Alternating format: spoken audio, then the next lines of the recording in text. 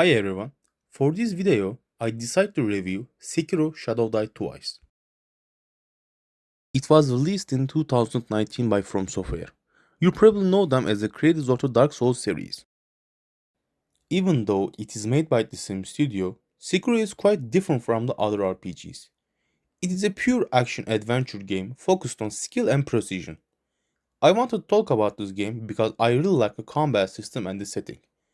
Let's get into details. First, let's talk about the story. You play as a shinobi named Wolf. His main duty is to protect a young lord named Kuro, who has a special heritage. The game takes place in the fictional version of the late 16th century Japan. The story is about loyalty and rescuing your master from a powerful clan.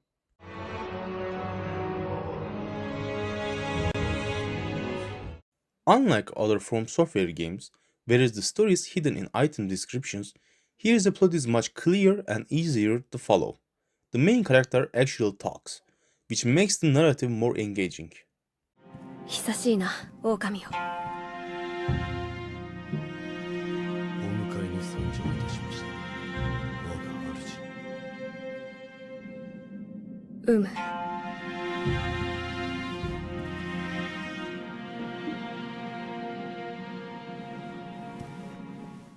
Now, moving on the most important part, the gameplay. The combat is very fast. In most games, you dodge attacks, but in Sekiro, you have to deflect them. There is a mechanic called the posture system. If you deflect attacks perfectly, you will fill up the enemy's posture bar and can finish them off with a single hit. Another unique mechanic is resurrection. As the title says, Shadow died twice. If you die in combat, it's not the game over immediately. You can revive yourself on the spot to surprise enemies or retreat. To help you in combat, you can use your shinobi prosthetic arm. You can equip tools like shuriken to hit fast enemies or a loaded axe to break shields. This adds a lot of variety to combat. This arm also has a grappling hook. It allows you to move vertically and jump onto rooftops quickly. This adds a lot of freedom to exploration. Visually, the game looks great. It captures the atmosphere of the Sengoku era very well. You travel through burning estates, snowy valleys, and autumn forests.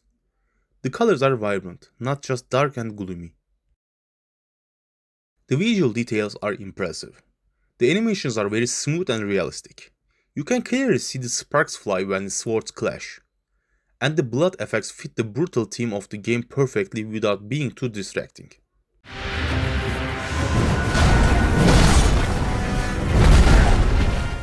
As for the sound design, it fits the theme perfectly. The sound of swords clashing is very sharp and satisfying. It actually helps you to play, because the sound tells you if you deflected correctly or not.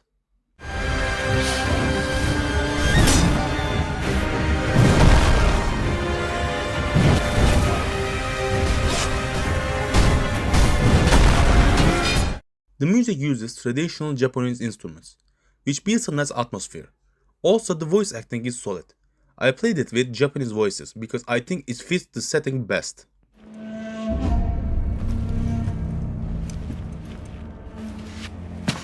Miko よ、もう一度言う。不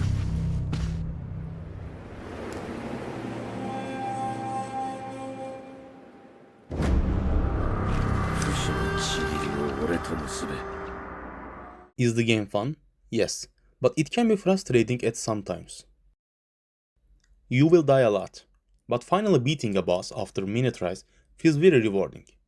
It is not an easy game, but it's fair.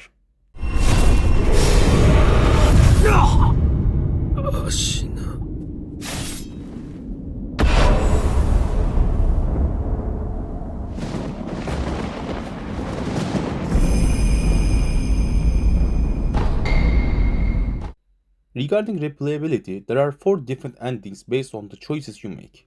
So if you like the game, you can play it again to see different outcome. There are also optional bosses that you can find it if you explore enough. To To summarize, let's look at the pros and cons.